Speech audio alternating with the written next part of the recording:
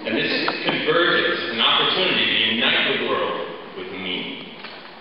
Now, before there was web, there were places to exchange shared experiences and avoid work. So two people who had radically different opinions on income tax could come together and bond over last night's TV episode with Sam and Diane. And look at water coolers. Now back to me. Memes are not about popularity. It doesn't matter if they go viral. According to the secular curmudgeon Richard Dawkins, a meme is a unit of imitation. Mixing concepts, jumping media, that's an art.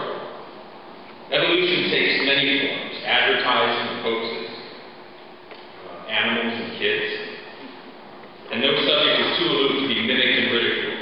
We move to the beat of memes. It's like this slow dance in a gym, right before the Led Zeppelin. The people who don't get it are ringed around in the corners of the room by the walls, and they're looking in. And the first step towards the center is to understand that nobody's immune. I mean, take the techno bite. This is Chuck Norris of Chuck Norris. With one look, you can part crowds. And even he is immortalized in the museum piece. There's thousands of versions of him, different colors, and they're all staring and pointing. So the web is our water cooler now. There are sites and careers that are launched just to keep track of all this. And every little idea that has a tweet that gets 1 million views and, of course, ends up on a t-shirt.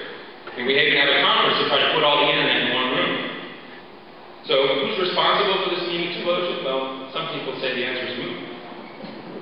The instigators are unknown, anonymous people who cultivated their love of anime into this subversive activism.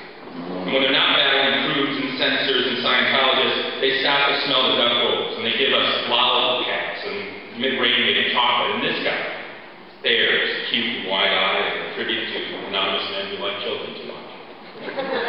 Years after its creation, an artist, a Canadian, noted that the similarity between this fuzzy fellow and some new mascots in Vancouver. And he masked up a critique of their graphic design. Well, it's easy for these internet wallflowers to maybe dismiss this as just a deviant statement.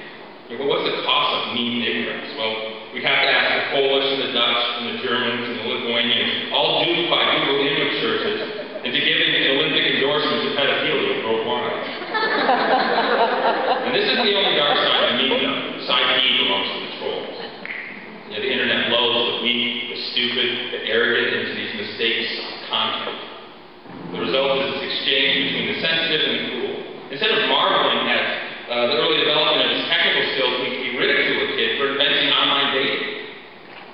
Now, I have noticed that one man seems to be at the epicenter of these events. It's no coincidence that he and Michael Brown are the same age, approximately. He lurks in the corner, he's ready to make his move. And this man, we'll call him Michael, has an ominous past that stretches long before he was born. And I share this revelation not to bring him down, but to turn him. To harness his considerable powers for good, and to mean the impossible new. To break this new ground, I'm listening to hell. I'm introducing Michael to Ben, and we're going to ask a ninja, and he's going to tell us where the hell matters. And Susan's going to offer us some free hugs, and then we're going to take a moment, we're going to breathe in, and that's what it begins.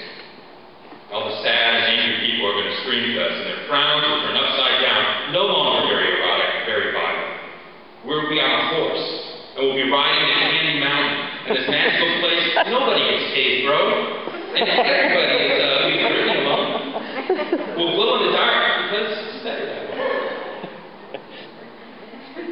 So, we'll dine on Mentos and with Tibetan gladiators, and we'll tell Leroy that he isn't a moron. Vice and proper storytelling will still protest, but on this special day, we will finally be able to get no, my God, all the way.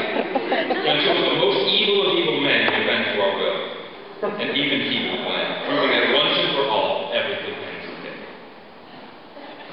Only then, when everybody on the planet has a common language to share, will they play a song. And in that moment,